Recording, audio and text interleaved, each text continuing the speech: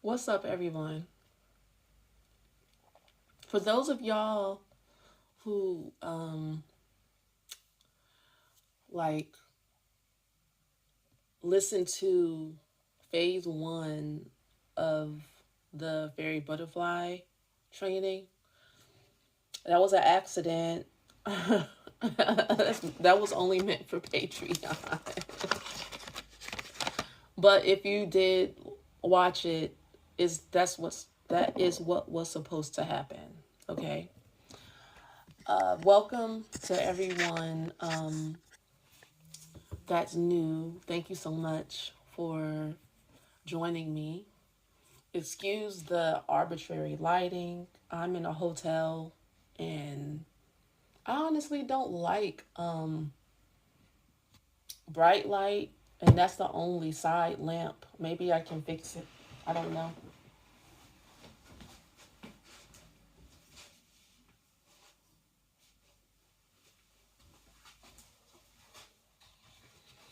Is that better? Okay. Probably not. My name's Aya. I'm a feminine mystic, and I'm not here to take any of this seriously. And for those of you guys who are OGs, how you doing? I miss being online with y'all. I want to go live, but I want to also promote my book, which you will be able to pre-order November 11th. I have a new like R&B, fairy R&B, mystical, quiet storm, fantasy affirmations channel called AKA Pastel Fairy. I'm currently uploading the Cinderella Effect, Mars in the 12th house.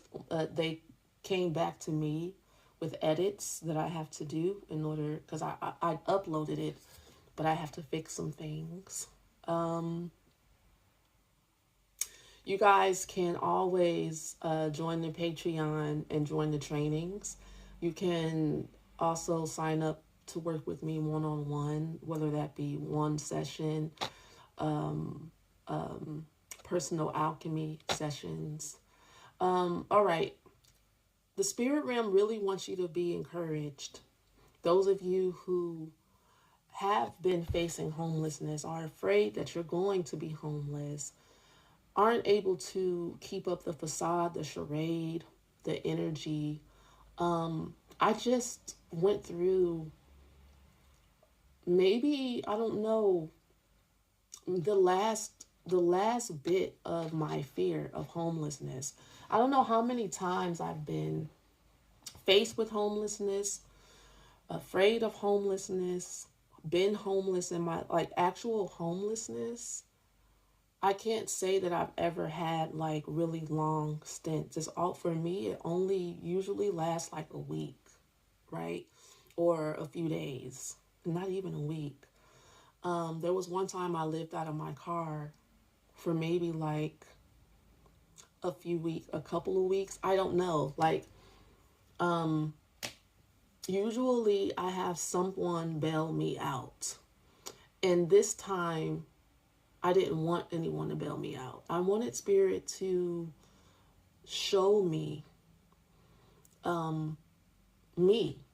Like, what is it that I'm running from? What is it that I'm afraid of? What is it? What is it? Whatever it is I needed to go through, basically I was willing to go through it. And boy, did I. You know, I got, I gave myself a reading and I saw the tower. And usually when I see the tower, I'm afraid of it. You know, I'm like, no. But then I was like, okay, you know, because God is the energy that is upholding this whole world. God is the energy that created the sun, is the sun, makes the sun rise and fall every day. The earth is spinning perfectly on its axis. The ocean tides come and go and flow. There's a peace that surpasses all understanding. And somehow I was missing out on it. in some parts of myself. And I'm like, I would like to face that. I know that my God is a miracle working God, a God of love and support, and fun. God wants me to be happy. So what's my pushback? Where are we having a disconnect? And I was gifted with that knowing, and I talk about that in phase 1 of the fairy butterfly training, because it's a very long, kind of long-winded story. I'm not going to tell it all over again, okay? But I do know that you deserve to hear that story, because there's keys in it for you. And I will tell you that although I'm still in limbo, God made it so that I didn't have to force anything or call on people that I really don't want to call on, because I wanted to cut all that BS out, putting myself back in situations to rely on people who asked me to sacrifice my integrity, asked me to sacrifice who I am, where I'm going, how I feel. I'm like, anything that's not in alignment with me, even if I'm in a bind, I'm going to say no from here on out. Even if that means I'm homeless, even if that means I'm not comfortable, you know? So go listen.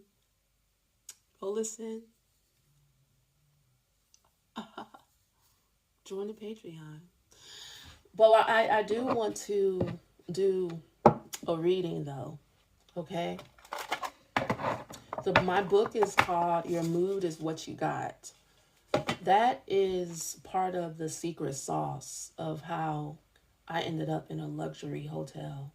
Going from having the police called on me and getting kicked out of where I was, to a day later in a luxury hotel for like the past 4 days, right?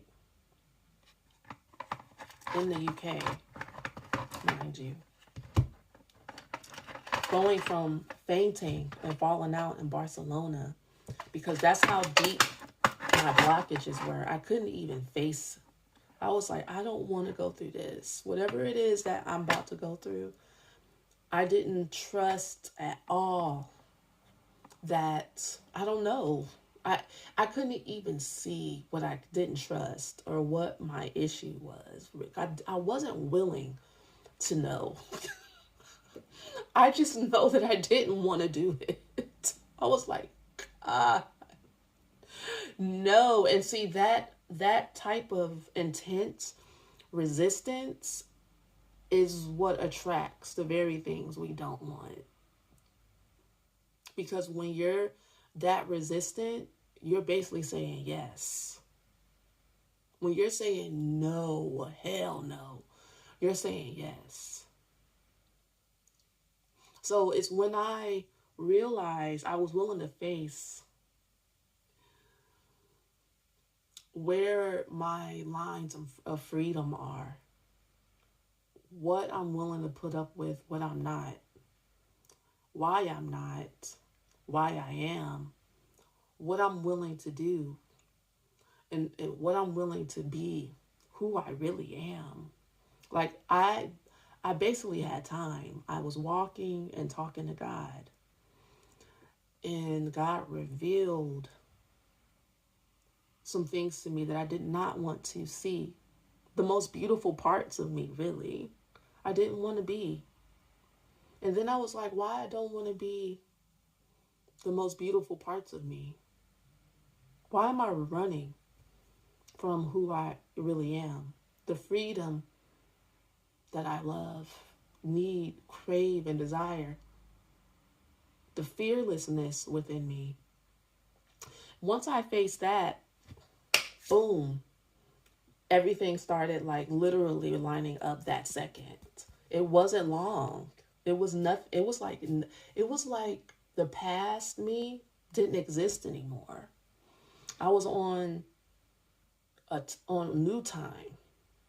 Okay, I don't even want to call it a line, because I began to feel confused within the gap. I was like, so basically, I just like threw the old me is no more, and I could visually see my ego or something falling into an abyss, like with nothing to grasp or hold on to, like some type of dream alternate state. And I'm watching this going on in my consciousness, and I'm like, you mean you mean to tell me that that's just over?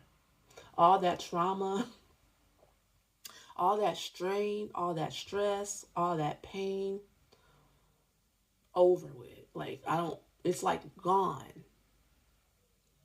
Just like that.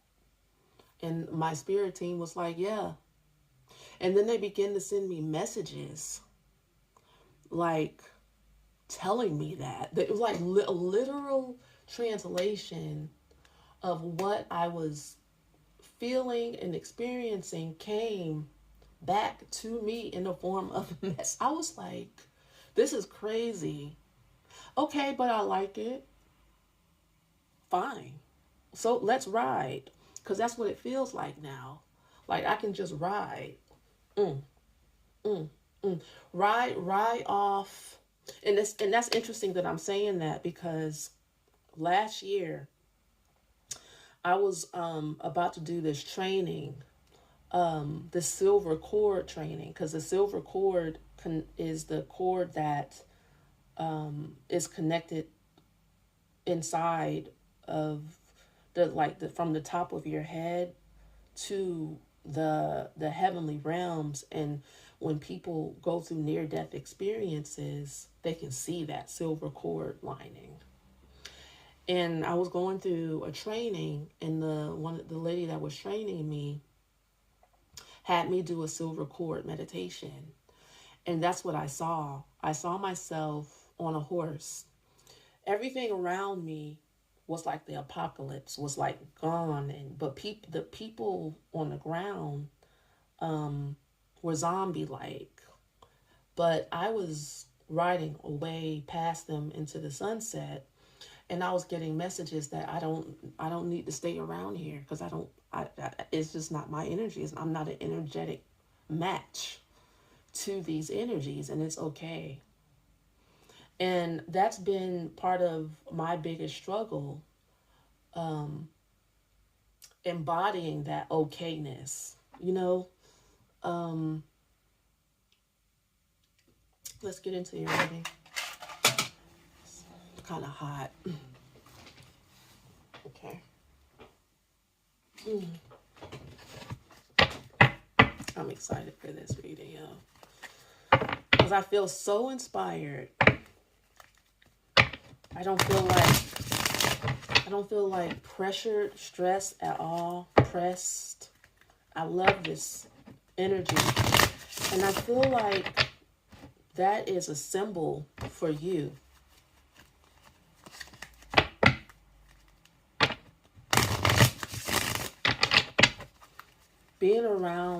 Surround yourself with people that want you to be at rest and at peace. Part of accepting who you are is accepting, for me, one of the images in my mind and prayers in my soul, after I completed the shamanic journey within myself, and I let my old self die, I began to reiterate some of the things I had already been praying for, but I was able to embody the energy. And some of the specific things, I want a luxury hotel. I want to look out the window and bird watch, and I just want to write all day. I just want to write. I want to write. I just want to be in my zone. I'm an author. I'm a speaker. I'm a singer. I'm a writer. And that's all I want to do. all day and take walks out in nature. I want to be by the beach. I want to be on a farm. I want to be at peace. And I want the people around me to get it and allow and don't bother me about it. I don't want no lip. I just want peace about it. And so I not ran into, but God had this lady turn around for me. Okay? My angels, her angels, that prayer, I cried while I was crying while I was praying that prayer. It came in with, I was passionate. I was like, this is how I really truly feel and what I want. All I want right now. I surrender to it. I'm feeling it. God has someone turn around for me to pay for me where I'm at. And I told, because she wanted me to come with her, come work with her, come work for her, come stay with her, go travel with her. I was like, no, okay? I'm tired of going through that. I'm tired of that. No, I want to write. I'm an author. And she was like, okay. So she's like, here's your balcony. Go sit and write and rest and go walk on the beach. What? I have like little chills. And some of that stuff I didn't even tell her. Didn't. I just told her no, that I want to write. I want to finish my books. And that I'm never getting kicked out of anywhere ever again. I'm not putting myself in that position. Never. I'm going to go where my heart is guiding me, and my heart's not guiding me to go in that direction right now. That direction feels like strain and stress for some reason. I'm not asking why, but we all have our inner guidance system that lets us know where the peace is and where it's not. And when I started this tower moment, and I started reaching out because of what I went through in immigration in Egypt, which I'm grateful that I went through, because I had gotten a previous premonition that I was going to get arrested in Cairo. Like when I first got to Egypt, because of my energy and the energy in Egypt, it was going to be. And so I did a lot of healing in order to just get that fine. And they took so much money from me that I basically ended up homeless. The money that I was going to use to live while I was in Spain, that was going to get me through to my next clients that I had, everything just came tumbling, stumbling, bumbling down around me. And but I was still, even though it wasn't perfectly peace, I'm grateful I got out of Egypt, because it could have went another way. The way they was interrogating me, 5 men standing around me asking me why I don't have a husband. Are you serious? Yes, they were. And they made me pay.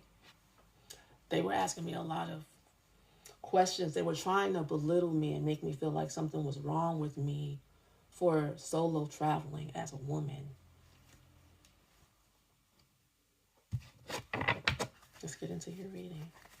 In the center, we have the Black Madonna. Okay, let's get into the energy of this card, the sigil of this card. Okay, what's it mean to you? The Black Madonna holding her baby, surrounded by cosmic energy, is the cosmos in this card. Her and her child. Tangier, a card about visualization. And this is like the first place I went to when I could. Like when I started traveling in January, Tangier reverse is about visualization in your dreams, thinking about what you want, nurturing your visualization. So you might be nurturing a visualization that you don't want. And we were talking about homelessness, right? That's a visualization that we don't want to happen. And we oftentimes do this. I know I do. We sit and we say, I don't want this. Like I was saying, I don't want this. But what we're doing is nurturing what we don't want. And a lot of us feel like we don't have a choice but to think about all we don't want. We feel like that's the way to figure out what we want. You know, like focusing on what could possibly happen if we don't requiesce and be the person that other people want us to be. Do what other people want us to do. Like I was saying, God is a perfect energy that upholds every beat of your heart, your breath, your life force energy. Everything in this world is God. Everything that you see is God consciousness. It wouldn't be here without God. Your mind, your body, your soul, the blinking of your eyelashes, your eyeballs, your eyebrows, your fake hair, your fake nails, everything is a thought of God. Every thought you have is God. Everything is God. Down to your pinky toe is God. The mirror that you look into every day, even the lack is God. The idea that there can be lack is powered by God. Everything is God. There is nothing that God doesn't power and uphold with a smile, with allowance. It is our